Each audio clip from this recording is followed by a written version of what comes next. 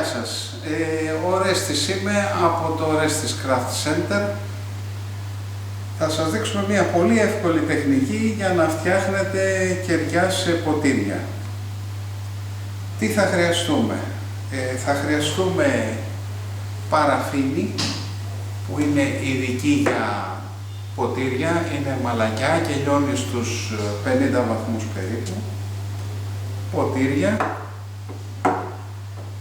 2 φυτίλια έτοιμα με βάση κερωμένα, τα πιάνουμε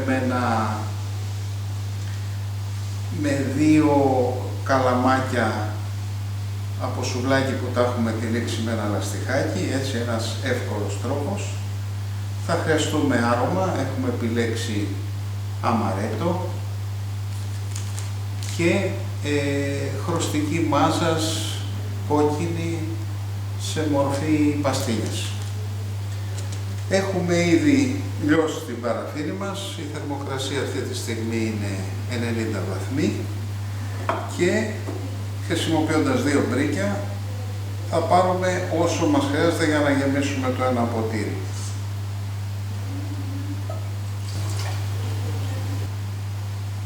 Δύο παστίλιες χρώμα και μια κουταλιά άρωμα.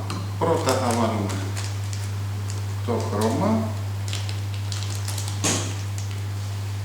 Θα κάνουμε ένα ροζ χρώμα, οπότε δεν χρειάζεται πολύ. Και θα το ανακατέψουμε για να λιώσει. Η θερμοκρασία πρέπει να είναι αρκετά μεγάλη για να μπορέσει να λιώσει το χρώμα, γιατί δεν είναι κάτι που γίνεται εύκολα. Και θέλει και καλό ανακάτεμα.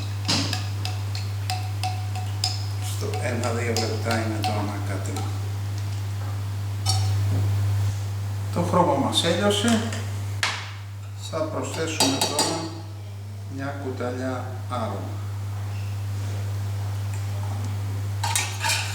Και πάλι ανακατεύουμε και θα αδειάσουμε την παραφίνη μας στο ποτήρι.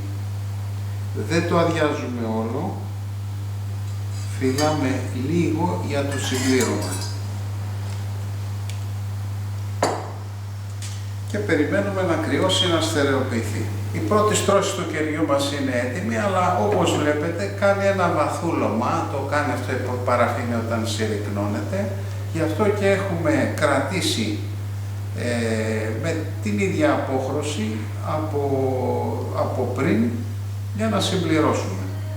Το συμπλήρωμα γίνεται μέχρι να φτάσει περίπου στο ύψος της προηγούμενης στρώσης και έτσι θα το φτιάξουμε το κερί μας να έχει μία λία επιφάνεια, το οποίο είναι σημαντικό για την εμφάνισή του. Πολύ απλό.